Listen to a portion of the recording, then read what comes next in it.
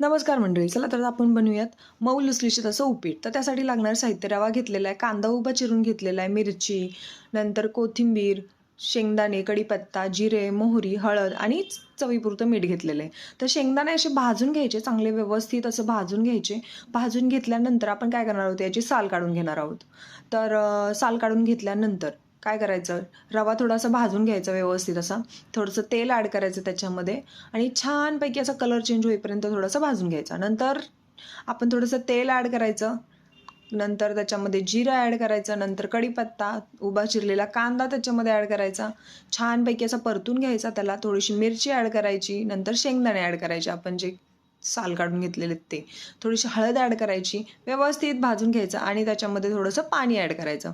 पाणी ॲड केल्यानंतर चवीपुरतं मीठ ॲड करायचं. त्या पाण्याला उकळी छानपैकी आली की त्याच्यामध्ये आपण रवा भाजलेला ॲड करायचा.